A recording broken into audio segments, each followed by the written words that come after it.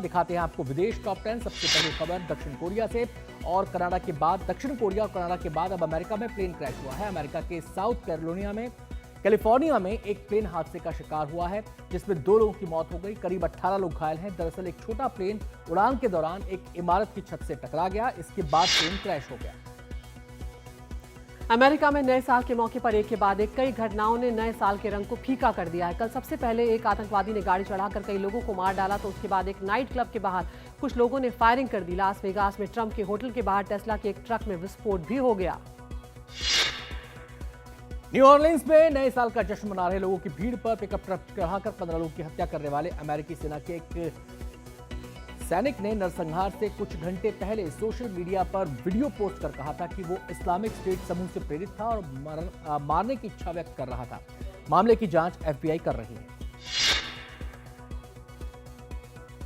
Europe के छोटे से देश मॉन्टेनेग्रो में एक शख्स ने 12 लोगों की हत्या कर दी, जिसमें 2 बच्चे भी शामिल थे। पुलिस ने जब शख्स को घेरने की कोशिश की तो उसने खुद की भी जान दे दी। एक बार में लड़ाई के बाद शूटिंग की यह घटना सामने आई है। बार में लड़ाई के बाद शख्स पहले अपने घर गया और वहां से बंदूक लेकर आया, फिर उसने फायरिंग शुरू कर दी।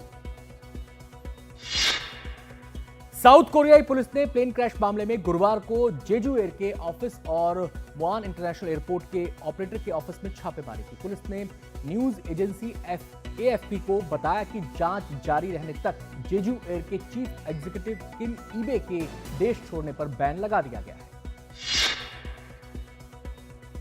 साउथ कोरिया में पद से हटाए गए राष्ट्रपति यून सुक योल के खिलाफ सियोल की एक कोर्ट ने अरेस्ट वारंट जारी कर दिया था। अब खबर यह है कि उन्हें गिरफ्तार करने के लिए पुलिस की टीम उनके घर पहुंच गई है। यून को मार्शल लॉ लागू करने की नाकामयाब कोशिश के बाद 14 दिसंबर तक महाभियोग लाकर पद से हटा दिया गया था। नए साल की शुरुआत कई यूरोपीय देशों के लिए एक नई मुश्किल लाई है। रूस से इन देशों को भेजी जाने वाली गैस सप्लाई पर यूक्रेन ने रोक लगा दी है। रूस का यूरोप को गैस भेजने का सबसे पुराना रूट जो 40 सालों से चल रहा था वो बंद हो गया है। रूस यूक्रेन के बीच 5 साल का समझौता था। युद्ध के बीच यूक्रेन ने इस समझौते को फिर से नया नहीं किया।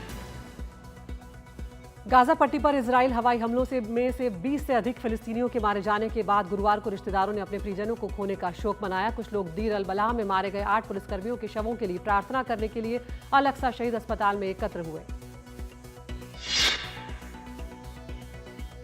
अमेरिका के राष्ट्रीय सुरक्षा सलाहकार जेक सुलिवान ISIT का जायजा लेने के लिए अगले सप्ताह की शुरुआत में भारत आने वाले हैं। सुलिवान की यात्रा निवर्तमान बाइडेन प्रशासन की ओर से नई दिल्ली की आखिरी हाई प्रोफाइल यात्रा होगी।